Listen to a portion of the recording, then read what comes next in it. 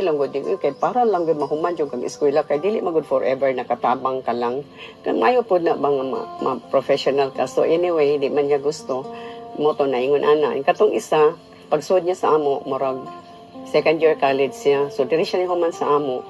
Nya doon naman may eskwelahan sa Maragusan sa high school. Amo siyang gipamaestra sa among eskwelahan. Unya after that, na-close na mo ang school kay kanang tungod kay mayor lagi siya. Halos ang mga estudyante sige lag promissory di magbayad og tuition kay makahangyo man sa iyaha nga di bayad. After that, kani si Mrs. Palomares nihatag og Bible. Napa man gani ng Bible dala-dala nako karon sa akong bag karon. Naghatag siya ng anak kong Bible niya din kanang wala lang nako panumbalingan na.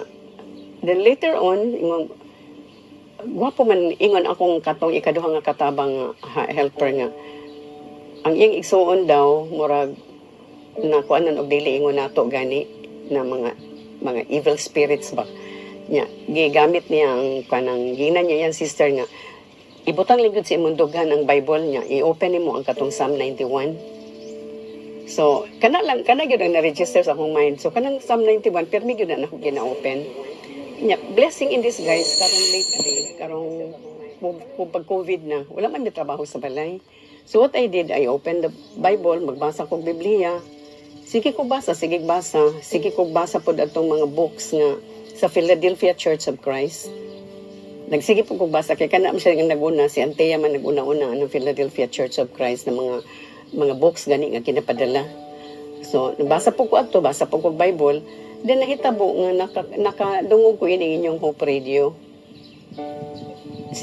Ganahan man ko maminaw kay permero to nakadungog ko kang Bonales bitaw, kani si Pastor Bonales, then kani si Panoncio, then hangtod to nga mutual ina jud ko permi sa Hope Radio nga minaw.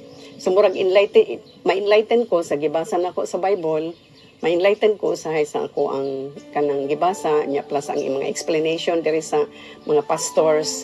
Hangtod to nga before pagyud pa di ay niya ng COVID kani si Pastor Jamie nang nasakit si kuya ninyo nag admit mi diha sa Adventist. Siya man di ay kay chaplain di ay siya. So nakabisita siya, nag-istorya siya bahin og Bible. Nya ingon na mo okay lang ba daw kay Katoliko mi no wala man may problema basta bisag Katoliko mi open mi maski kinsa ang makigistorya namo basta as long as it is about God.